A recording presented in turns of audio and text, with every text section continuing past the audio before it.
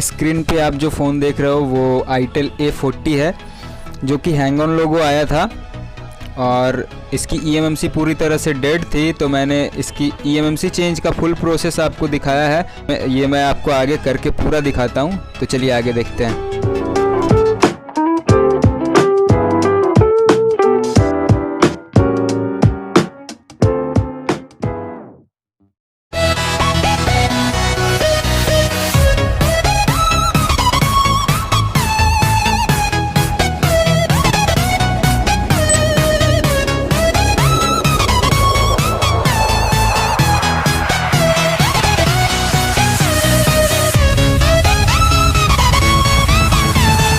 तो अभी हमने इसकी ओरिजिनल eMMC को लगाकर देखा तो ये पूरी तरह से ख़राब हो चुकी है। तो इसके लिए हमें इसमें दूसरी eMMC डालनी है। तो कोई भी कंफर्टेबल eMMC लेकर के आपको इसमें डाल देनी है। जैसे कि मैंने अभी दूसरी eMMC को डाल करके चेक किया, वो बिल्कुल सही है। अब हम इसे पूरी तरह से खाली कर लेंगे और खाली करने के बाद हम इसमें फर्मवेयर राइट करेंगे। लेकिन कंप्लीट राइट होने के बाद भी स्पैड्रम के फ़ोन ऑन नहीं होते प्रोग्राम करने के बाद। तो इसके आगे का प्रोसेस मैं आपको आगे वीडियो में बताऊंगा।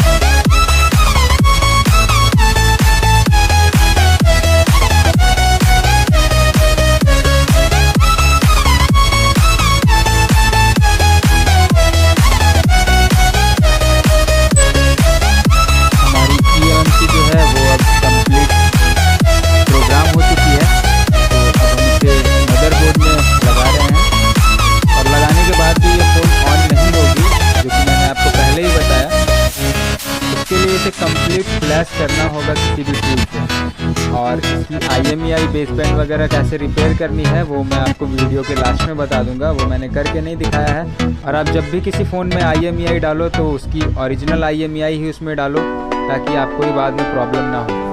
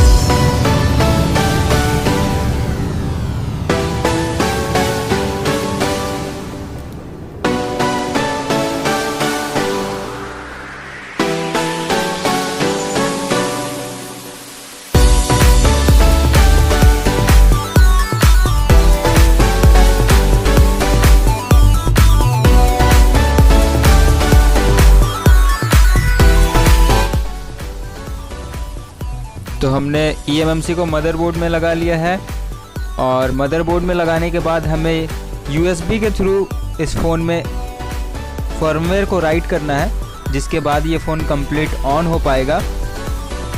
और IMEI कैसे करना है वो मैं आपको वीडियो के लास्ट में बता दूंगा। उसका कुछ अलग मेथड है तो वो मैं आपको आगे वीडियो में बता दूंगा।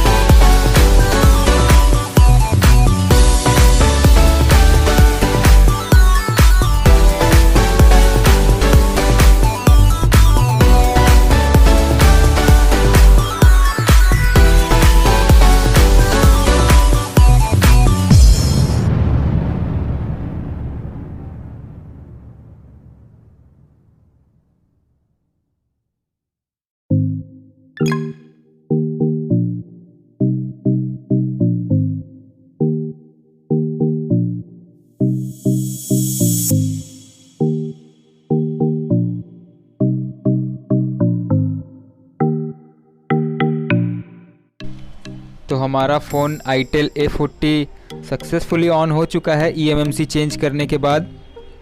तो अब इसमें IMEI के लिए हमें अपग्रेड टूल या फिर फैक्ट्री टूल, इन सब टूल से फ्लैश करना है। कंप्लीट फ्लैश होने के बाद इसमें टेम्प्रोरी IMEI आ जाएगी और IMEI आने के बाद ही आप SPD का जो IMEI राइट करने का टूल आता है आप उसके थ्रू राइट कर सकते हो IMEI, बट उसकी ओरिजिनल IMEI होनी चाहिए। और दूसरा, जब आप USB के थ्रू IMEI राइट करो उस टाइम पे आपको कोई भी बटन प्रेस नहीं करना है और कुछ सेकंड में ही आपकी IMEI डल जाएगी फ़ोन में। और एक बार फ़ोन को रीस्टार्ट करना है और रीस्टार्ट होने के बाद आपकी ओरिजिनल IMEI शो होने लगेगी।